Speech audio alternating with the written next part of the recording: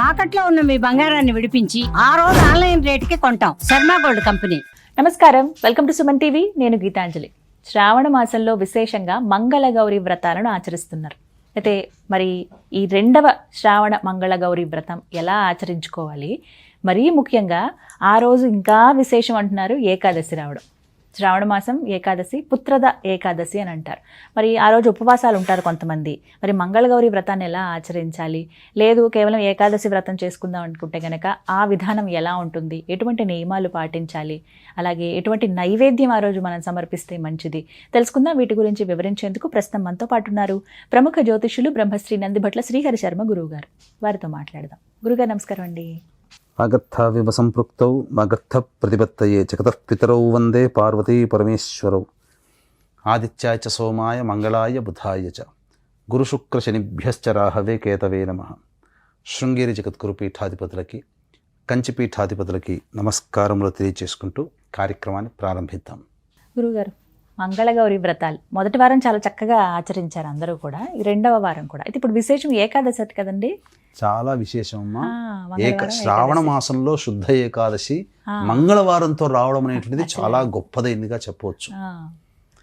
ఎందుకనంటే దీన్ని పుత్రద ఏకాదశి అని అంటారు. ముఖ్యంగా వివాహం అయిపోయి, అంటే గత ఏప్రిల్ మేలలో వివాహాలు జరిగి చక్కగా ఆషాఢ మాసం అంతా తల్లిగారింట్లో ఉన్నటువంటి అమ్మాయి శ్రావణ మాసంలో తల్లిగారింట్లో చక్కగా వ్రతాన్ని ఆచరింప చేసుకొని అత్తవారింట్లో అడుగుపెట్టి చక్కగా వ్రతాన్ని ఆచరించుకునే సందర్భం. ముఖ్యంగా ఎవరైతే వంశాన్ని ఉద్ధరించగలిగేటువంటి సంతానం కావాలని కోరుకుంటారో అటువంటి వాళ్ళు ఈ ఏకాదశి మంగళవారం కలిసి వచ్చినటువంటి అద్భుతమైన రోజుని మాత్రం మిస్ చేసుకోకూడదు. కాబట్టి ఏకాదశి వ్రతాన్ని ఆచరించాలి. అలాగే మంగళ గౌరీ వ్రతాన్ని కూడాను ఆచరించినట్లయితే ఇక్కడ అంతర్లీనంగా మనకు గమనించుకున్నట్లయితే ముగ్గురమ్మల యొక్క మూలపు శక్తి ఈ ఏకాదశి రోజున ఉద్భవించబోతుంది. కారణం ఏంటంటే జ్యేష్ఠ నక్షత్రం 11:37 వరకు ఉంటే తదనంతరం మూలా నక్షత్రం వస్తుంది. మూలా నక్షత్రము సరస్వతి అమ్మవారికి సంబంధించిన నక్షత్రం. పైగా మంగళవారం కాబట్టి మంగళ గౌరి, ఇక్కడ సరస్వతి గౌరీదేవి వచ్చేసేసారు. ఏకాదశి వ్రతం ఎవరికి సంబంధించినటువంటి? విష్ణువుకు సంబంధించినటువంటిది. కాబట్టి విష్ణు ఆరాధన చేసేటప్పుడు సపత్నీకముగా చేస్తాము, కానీ కేవలం విష్ణునే దృష్టిలో పెట్టుకొని చేయం కదా. అంటే లక్ష్మీ ఆరాధన కూడా చేస్తాం. అంటే ఒకే రోజు ఏకకాలములో ముగ్గురు అమ్మలని కూడా పూజించుకునే తత్వము ఈ యొక్క శ్రావణ మాసంలో వచ్చింది. శ్రావణ మాసంలో అన్నీ కూడాను గొప్పదైనటువంటివే. ఎందుకో మనకు ప్రపంచంలో ప్రజలని ఉద్ధరించడానికే అనేక విషయాలు కలపోతగా ఈ మాసంలో ప్రత్యేకతలు అనేటువంటివి ఉన్నాయని చెప్పవచ్చమ్మా. కేవలం సంతానమనే కాదు, మనిషికి మోక్షం కావాలి. అలాగే మోక్షం అంటే ఏంటి? మళ్ళీ జన్మెత్తకుండా. ఇక్కడ ఇంకొక భావంతో మోక్షం అనేటువంటిది కావాలి. అంటే తాను ఏదైతే సమస్యలతో బాధపడుతున్నాడో ఆ సమస్యలకి మోక్షం కలగాలి. అంటే అనుకున్న పని నెరవేరాలి. అంటే ఏకాదశి వ్రతాన్ని ఆచరిస్తే దీని యొక్క ఏ ఏకాదశి వ్రతానికైనప్పటికీ కూడా చెప్పబడినటువంటి నియమం ఈ శ్రావణ మాసంలో ఏకాదశి వ్రతానికి చెప్పబడి ఉంది. ఏంటి అనంటే దశమి రోజున ఉపవాసం ఉండాలి, ఏకాదశి రోజున ఉపవాసం ఉండాలి, ద్వాదశి రోజున ఉపవాసం ఉండి తాను ఇంట్లో వండినటువంటి పదార్థాన్ని ముందుగా శిష్టులకి, అన్నార్తులకి, వాళ్ళకి పెట్టి తదనంతరం దంపతులు భోజనం చేయాలి. ఈ విధంగా ఎవరైతే చేస్తారో వాళ్ళకి సంపూర్ణముగా ఆ యొక్క విష్ణు యొక్క అనుగ్రహం, ఈశ్వరానుగ్రహం, అమ్మవారి అనుగ్రహం కూడా ఈసారి మంగళవారం రావడం వల్ల కలుగుతుందని చెప్పవచ్చు.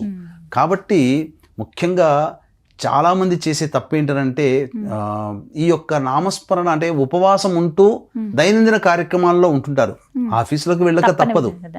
కానీ ఈ యొక్క ఏకాదశి, శ్రావణ శుద్ధ ఏకాదశిని ఏం చెప్పబడి ఉందంటే శాస్త్రంలో శ్రీధర నామముతో ఉపాసించమని చెప్పబడి ఉంది. నిత్యం శ్రీధరాయ నమః, శ్రీధరాయ నమః, శ్రీధర శ్రీధర శ్రీధర శ్రీధర శ్రీధర అనుకుంటూ ఉండాలి.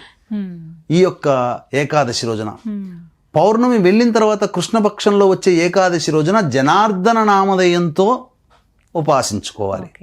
అందుకని శ్రావణ మాసంలో వచ్చే 2 ఏకాదశులకి మొట్టమొదటి శుక్లపక్షంలో వచ్చే ఏకాదశికి శ్రీధర అనే నామంతో, కృష్ణపక్షంలో వచ్చేటువంటి ఏకాదశికి జనార్దన అనేటువంటి నామంతో కనుక ఎవరైతే తరిస్తారో వాళ్ళ జన్మ ధన్యమని చెప్పవచ్చు.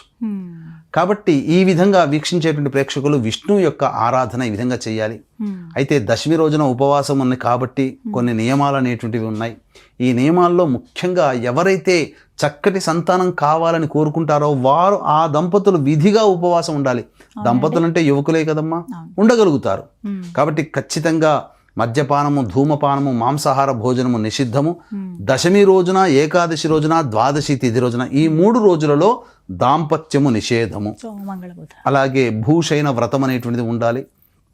చక్కగా మనసులో ఎటువంటి వికారాలు లేకుండా దశమి రోజు సోమవారం కలిసి వచ్చింది కాబట్టి శివనామస్మరణ చేసుకుంటూ, మంగళవారము మంగళగౌరి కాబట్టి ఇటు అమ్మాయి అయితే గౌరీదేవిని పూజ చేసుకుంటూ చక్కటి సంతానం కావాలని, అబ్బాయి అయితే చక్కగా శ్రీధర నామంతో విష్ణుదేవుణ్ణి నామస్మరణ చేసుకుంటూ ఉపవాస నియమాన్ని పాటిస్తూ, ద్వాదశి రోజున ఆ దంపతులు ఇద్దరు కూడాను అనాథలకి కానీ, అన్నార్తులకి కానీ, బ్రాహ్మణులకి కానీ, ఎవరికైనా కానీ ఈ యొక్క భోజన తాంబూలాదులు ఏర్పాటు చేసి తదనంతరం ప్రసాదముగా మిగిలినటువంటి దాన్ని ఆ దంపతులు గనక భుజించినట్లయితే శివకేశవ అనుగ్రహ ప్రభావం వలన వాళ్ళింట్లో ఉన్నతమైనటువంటి యోగ్యమైనటువంటి సంతానం కలుగుతుంది. ఒకటి, ఈ విధంగా ఎవరు పాటించినా వాళ్ళకందరికీ కూడా వాళ్ళ సమస్యలకి మోక్షం కలిగి వాళ్ళు అనుకున్నటువంటి పనులు నెరవేరుతాయని చెప్పడంలో ఏమాత్రం సందేహం లేదు. తప్పకుండా అందరూ ఆచరించండి. తులసి యొక్క వ్రత ఆరాధన, తులసి దగ్గర దీపారాధన చేయడము, ఇంట్లో దీపారాధన చేసుకోవడం, ఆవునేతితో విష్ణు సహస్రనామ పారాయణం చేయడము, ప్రదోషకాల సమయంలో శివాలయం కానీ విష్ణు దేవాలయం కానీ సందర్శించడము, అమ్మవారి దేవాలయానికి చేసుకోవడం, వరలక్ష్మి వ్రతము అనేటువంటిది భవిష్యత్తులో వస్తుంది 8వ తారీఖు రోజున, ఆ రోజున చక్కగా చేసుకోవడము, మంగళగౌరి వ్రతం అనేటువంటిది ఆచరించడము. చక్కగా ఈ విధంగా ఈ నియమాలు గనక పాటించుకున్నట్లయితే తప్పకుండా వాళ్ళకి మంచి జరుగుతుంది. 8వ తారీఖు రోజున ఎలాగో ఈ యొక్క శ్రావణ పౌర్ణమి మరియు వరలక్ష్మి వ్రతం రెండూ కలిసి వచ్చేటువంటి సందర్భం కాబట్టి చక్కగా ఆ వ్రతాన్ని ఆచరించండి, లక్ష్మీ అనుగ్రహాన్ని పొందండి.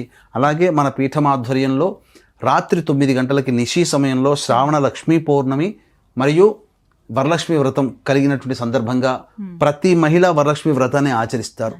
ఈ ఆచరించిన ఫలితంతో పాటుగా మనం చేసేటువంటి కార్యక్రమాల్లో నమోదు చేసుకోవడం ద్వారా సంపూర్ణమైనటువంటి లక్ష్మీ అనుగ్రహం, వరలక్ష్మి అనుగ్రహం కలుగుతుంది. కారణం ఆ రోజున ఈ జాతకరీత్యా కలుగు విద్య, వివాహ, దాంపత్య, అనారోగ్య సమస్యలు, ఆర్థికపరము, రుణ బాధలకు సంబంధించి కమలాత్మిక హోమము, లక్ష్మీ మూలమంత్ర సంపుటిత లక్ష్మీ సూక్త హోమము, షోడశ లక్ష్ముల యొక్క హవనము, అలాగే మేష, మిథున, కర్కాటక, సింహ, కన్య, వృశ్చిక, ధనుసు, కుంభమీన రాశిలో జన్మించినటువంటి వారికి సర్వదోష నివారణ పూజల హోమాలు అనేటువంటి జరిపించడం జరుగుతుంది.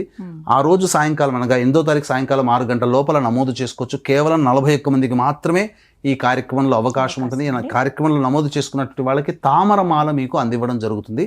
9 గంటలకి నిశీ సమయంలో అమ్మవారి హోమము చాలా నియమంగా జరుగుతుందని చెప్పవచ్చు. చక్కగా వివరించారండి. ఆ రోజున ఏకాదశి రావడం, మంగళగౌరి వ్రతం ఆచరించడం, చాలా ఉపవాసం చేసుకుని చక్కగా మంచి ఫలితాలను అయితే పొందవచ్చు. ఖచ్చితంగా. ధన్యవాదాలు గురుగారు. సర్వం శ్రీ ఉమామహేశ్వర పరబ్రహ్మార్పణమస్తు.